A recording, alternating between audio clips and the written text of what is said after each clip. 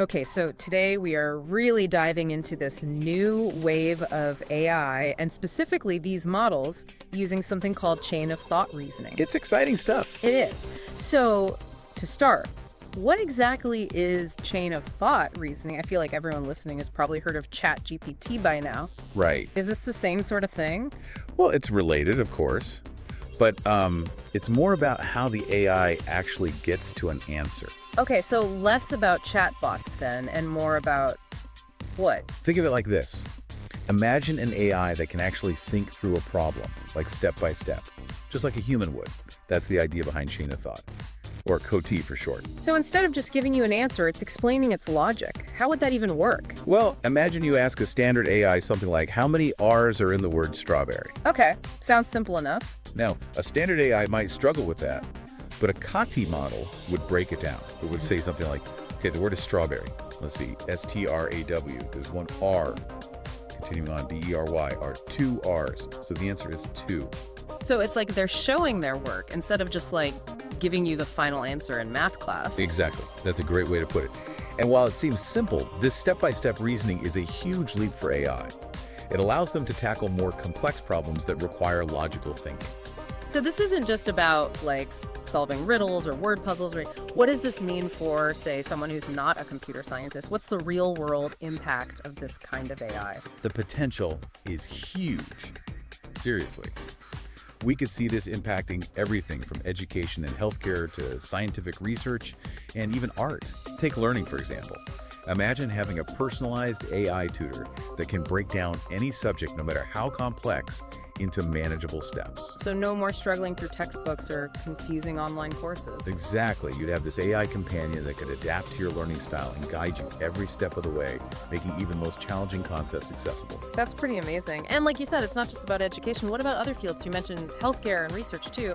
How could COT be used there? Well, imagine COT models being used to analyze vast amounts of medical data to help doctors make faster, more accurate diagnoses.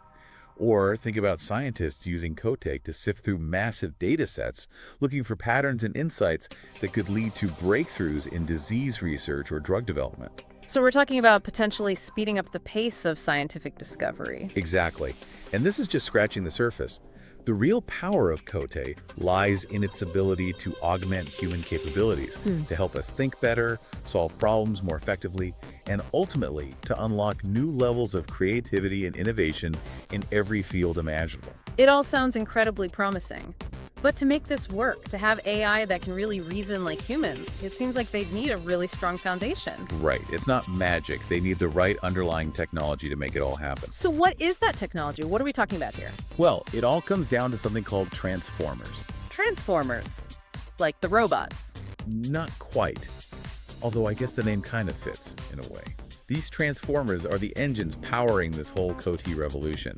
They're what allow AI to process and understand language in a way that was unimaginable just a few years ago. Okay, so these transformers, they're like the building blocks for COT models. What makes them so special? They're designed to handle sequential data, like the words in a sentence. They can track relationships between words, even when they're far apart, and understand the context of a conversation in ways that previous AI models simply couldn't. So they're really good at understanding how language works, but I imagine there are still limitations, right? I mean, nothing's perfect. You're absolutely right. Transformers have been revolutionary, but they do have their quirks. One of the biggest challenges is that they require massive amounts of data to be trained effectively. And when I say massive, I mean truly enormous data sets. So it's not just a matter of like feeding them a few textbooks and calling it a day. Not even close. We're talking about feeding them the equivalent of the entire internet, multiple times over, just to get them up to speed. And even then, there's always more to learn. It's a constant process of refinement and improvement. So these transformers, they're like super powered language learners, but they still need a lot of guidance. It's not just about throwing data at the problem and hoping for the best. Exactly. There's still a lot of finesse involved in training these models, a lot of trial and error to figure out what works best.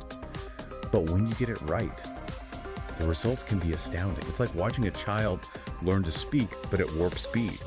One day they're babbling incoherently, and the next they're reciting Shakespeare. That's a pretty incredible image. Okay, so we've talked about the amazing potential of these AI models that can reason like humans, But we've also touched on some of the challenges, like needing these huge data sets to train them. Right. And there are other challenges too. It's not all smooth sailing just yet. Yeah, like what are some of the other hurdles that researchers are trying to overcome in this field? Well, one thing that researchers have noticed is that these KT models, as good as they are, can sometimes get a little too caught up in the details. Oh, interesting. What do you mean? Like, remember that example we talked about earlier with counting the R's in strawberry? Yeah, the step-by-step thing. Right. So a human would probably solve that instantly without even thinking about it. But a co-model, even with its step-by-step approach, it might still take a while to get there. It's like they're overthinking it. So it's like they're going through every single possibility, even when it's not really necessary. Exactly. It's like they haven't quite grasped the idea of like mental shortcuts or intuition yet.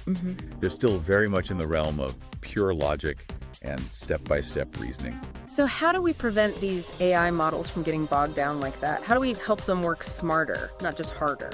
That's a great question. Yeah. And one promising avenue is something called reinforcement learning. Oh, okay. I've heard of that, but I'll admit I don't fully understand it. How does that even work with AI? Well, it's a completely different way of training AI, really. Instead of just feeding them tons and tons of data, we set them loose in a sort of controlled environment and let them learn through trial and error.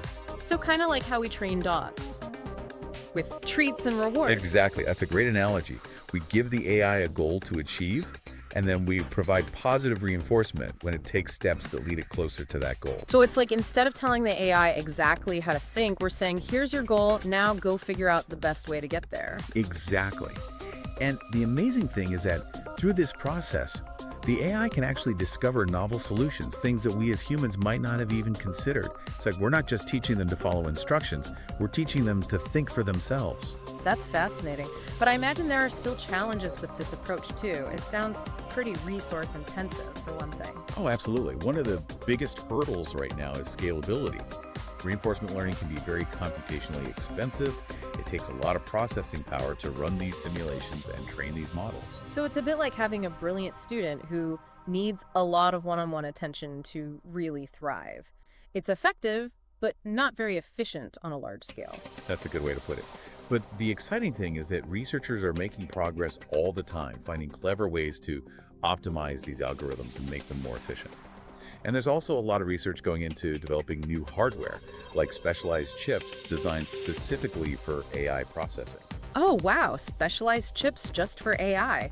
Now that's getting really futuristic. So we're not just talking about software improvements, we're talking about completely rethinking the hardware too. Exactly. Because if we want to unlock the full potential of these AI models, if we want them to solve even more complex problems and really push the boundaries of what's possible, we need to give them the tools they need to succeed. It's like we're building a whole new kind of computer from the ground up, one that's designed to think and reason like never before. It's incredible to think about all the different pieces that have to come together to make this happen. Oh, absolutely. And the exciting thing is that it's not just happening in one place or in one field. It's a global effort with researchers from all over the world collaborating and sharing their discoveries. It's a really dynamic time to be involved in AI research. It sounds like it. It really does sound like we're on the verge of something truly groundbreaking with all this talk about new hardware and algorithms. And, speaking of hardware, you mentioned specialized chips earlier. What exactly would a chip designed specifically for AI reasoning even look like? How would it be different from the chips we use in our computers today?